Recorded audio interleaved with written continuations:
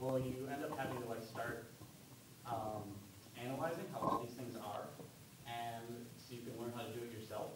And then you also start thinking about things like, oh, I want to create an instrument that sounds like a violin, so what does a violin sound like? And you think like, oh, it might fade in and have a ton of vibrato, so it might go, yeah, that's my shitty vibrato.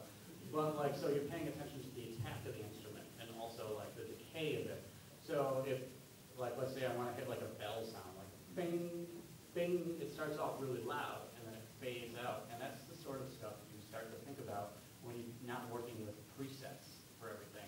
Because I can just go through a synthesizer and be like, I'm going to pick the bell tone without actually thinking about how I'm making a bell tone. And, you know, that got old quick. I gotta say, from coming from Fake Bit, it was just like, oh, I have all these presets, this is awesome. And then like, slowly you're like, all my songs sound the same because I'm limited by this. And so I was like, all right, well, that made me start thinking like, well, how is this made and what is it doing? And then that started getting me into making my own synthesizers and stuff. Right. And so another wacky thing we do in chiptune is we make bass drums. Like we synthesize a bass drum and a snare drum. So how would you make a bass drum? Well, good answer, very carefully. The trick is actually I use a script to do a huge pitch bend on like multiple octaves. And what I do is every time that this C3 on instrument 0 here plays, it'll cycle through like a ton of notes, and that downward swoop of a pitch actually sounds like a bass drum. I'll show you.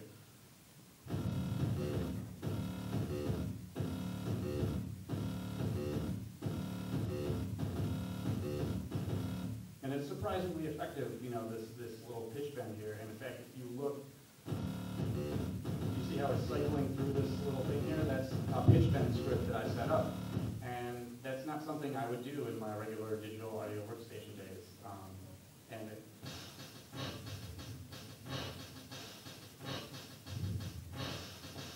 And with that instrument here, this note 11, I had to make a snare drum sound by like modulating through wacky white noise, and I had to make another script for that. But what it does is it causes you to think about music way differently. And I don't know, for me, it had me grow as a musician really heavily. So I'm not saying you have to know all these things to make chiptunes, but it helps. So why would anyone make chiptunes? And I've kind of talked about this, but having restrictions is actually a really good thing, and limitations can actually be a vehicle to innovate new kinds of music and stuff like that, and that's awesome. That's why I hear chiptunes that have sounds that I've never heard before, and it really blows my mind. And if you're an artist, if you have every tool available to you in front of you, a lot of times you'll be stuck sitting there, you're like, I don't know what to do, but if I give you a topic where I'm like, all right, you can do this, and you have these 4 colors, and go paint something. And you're like, all right, I'm just going to start doing something. And the result will be completely different than if you had every single thing in front of you. And that's a really good thing, because you make any kind of music from these limitations. So I'm actually going to skip just a little bit, because I want you to talk about making different music. Yeah, all right. So the limitation, Dan was just talking about that, and that one of the biggest problems is that in Ableton can have, instead of 4 tracks, I can have as many as I want, as possibly as I can conceive, at all at any point in time. So that could be, like, I think my biggest track had 45 different layers, and I mean, it sounded awesome, but like when you open up a new project, you see that like big screen, and it's like, oh man, what was I doing? Like, it's kind of intimidating, and you're just like, well, where do I get started? This is not intimidating. Well, no, that's, yeah, but I think, sorry. Hold on one second. We'll get there. We have a lot of other stuff to talk about. It's cool. But the way I write music is I was taught piano at a very young age, and I was in classical. So like when I start, I have my 21 key MIDI controller that's this big. I plug in my computer and I put on a very simple synth that's just like actually pretty similar to like I did it by accident. I'm copying out the and I have that like very simple wavelength, and then I'm like okay, and I start humming something, and then I tap it out. I'm like okay, that's cool. Or how can I make it better? And then I start revising like the sound, and then I'll be like, okay, this is cool. And then I'll be like, it needs a beat, and then I make a beat, and then I make a bass line, and then it starts to go from there. So how is that different from any other kind of music? like, well, this is cool, but it doesn't feel like what the music I want. So the hard part, the real challenge from Big comes from emulating the sounds that you get in your limited program. And that there are a few like VSTs that are free, like a visual synthesizer that you can get for free. And it's like, oh, we've already built these. But I'm like, I want to be a part of this hacker community. I want to make my own. So I use this program called Massive, which is like a super awesome, powerful synthesizer that can do everything. So I try to make it sound like the most limited sound that he uses. You know what I mean? So it's kind of, it's been a challenge to work backwards, where I have all this like amazing technology and I want to make it sound like it's coming out of a Game Boy. If I told that to like some of those like high-end producers, they're just like look at me and open, like their mouths would just drop. Like, what are you doing? But I love it, and you guys all seem to love it too. So. Yeah. Word. What I will say is there's one program I really like for making tape-in music, and it's called Flow Chip Sounds. It's super accurate, and the guy who made it like had this ton of detail. So essentially, it gets like super accurate sounds specific to a bunch of chips, and then you can just kind of plug it into a MIDI controller and go nuts with it.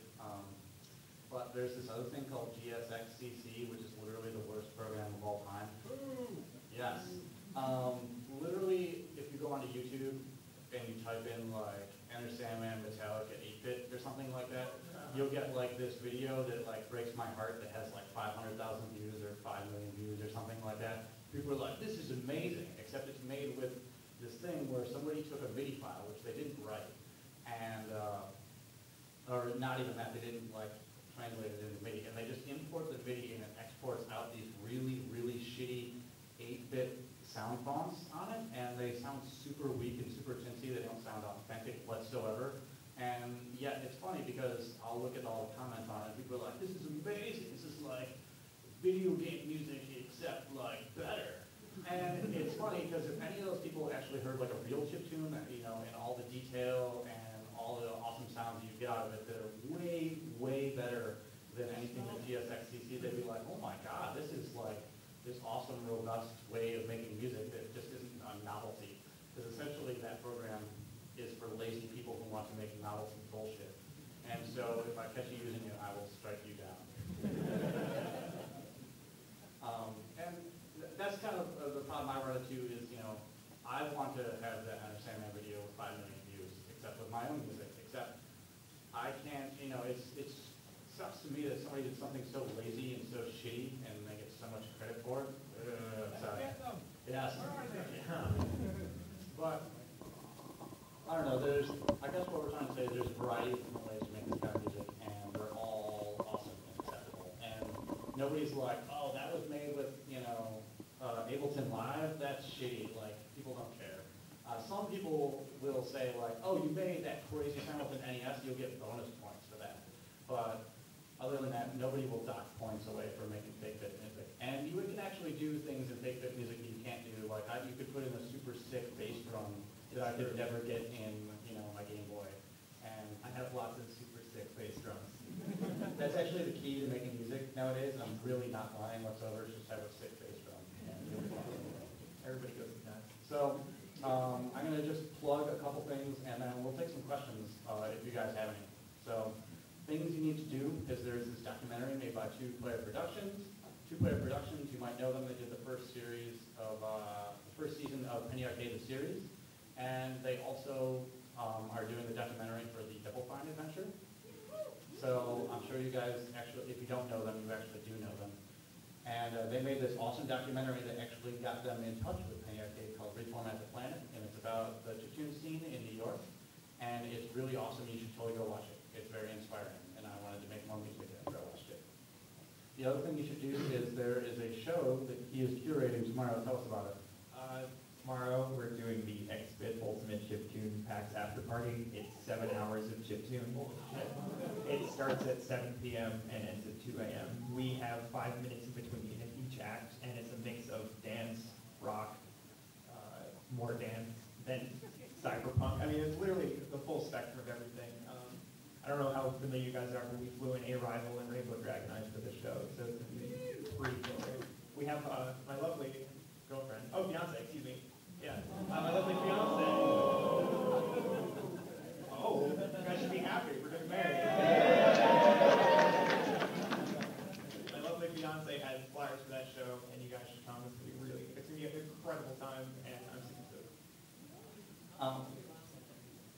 What? There's only 200 spots in the venue. It's at El Corazon? Yeah, it's at El Corazon. It's also all ages, but there's also going to be booze. So it's like cornered off, so all the drunk people can be here, and everybody else can be here, and then the music here, and everybody's partying. 7 p.m. as doors, but the music will start 7:30 sharp because we have to be out by 2. So it's like to make sure everybody gets time. Yeah, so be there. Yeah, word. It's going to sell out, which is going to be crazy. So if you want to party really hard, or if you want to party moderately hard, you're also welcome. I don't know. I think you only want party harders, but No, it's actually only like 5 blocks. Yeah, really. Google Maps it, or use Cool. whatever mobile device you have.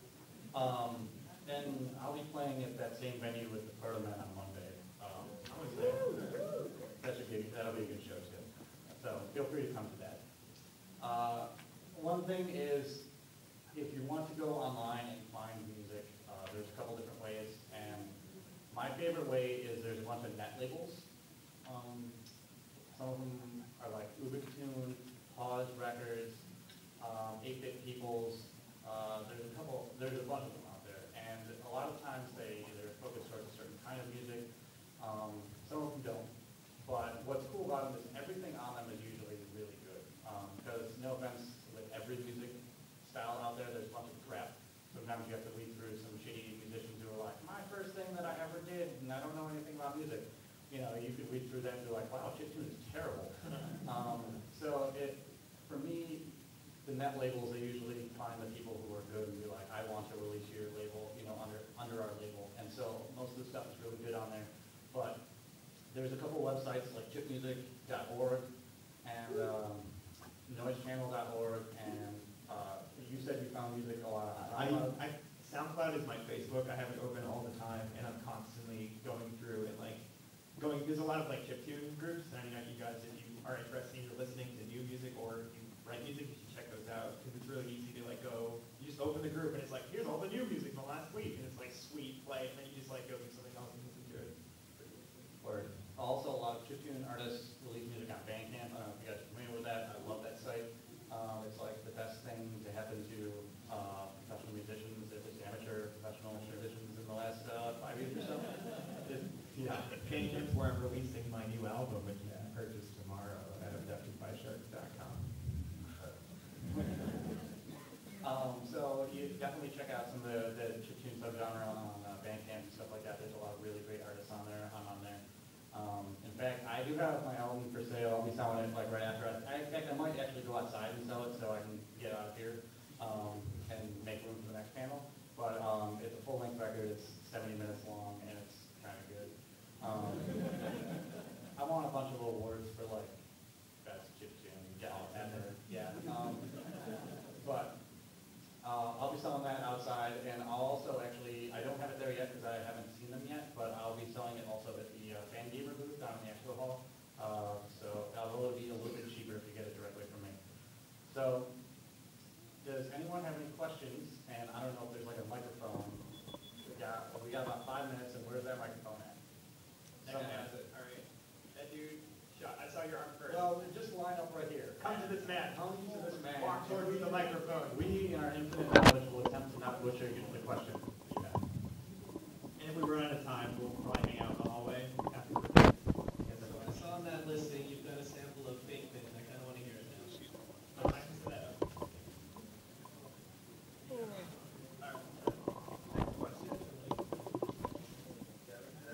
So, my understanding is there was traditionally a big overlap between the demo scene and the mod scene.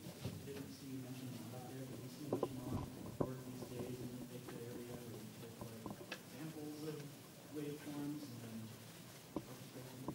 A little bit, and actually Super NES music was made using tiny samples and then, finding loop points for them. So that's actually kind of similar to the mod scene. I'm not super into the mod scene. Personally, I know some people who are. I don't see a ton of music like that, but the mod scene was really cool because you could export out these tiny files back and forth back in the day, and with a 56K modem, you could send music back and forth back in original gangster internet days. So I don't see that much mod stuff going on right now. It's probably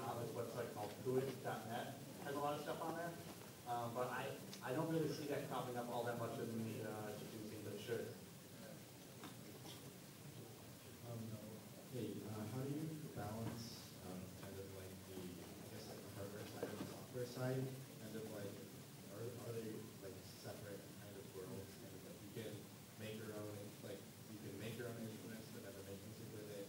You can use those instruments, and you kind of like toss those as well. They kind of overlap. Whenever I start needing a new tool, like my next goal is to build my own key guard. So I mean, like I really want one, and I don't want to buy one. I want to make one. So I guess that's a necessity for me. That, I don't know, I mean, a lot of the software is made by people to take advantage of the hardware as much as possible.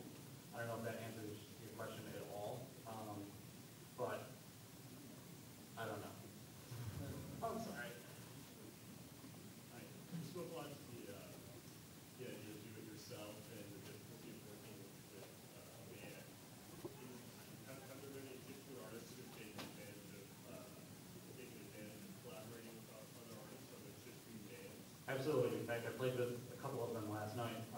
There was a duo called the Glowing Stars I played with, and they had drums and guitar and chiptune stuff and keyboard. The drummer was actually playing keyboard and drum at the same time and singing vocals. I was very confused and in awe.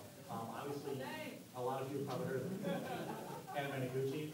Anime Noguchi is a full band that plays along with the NES and sometimes the Game Boy.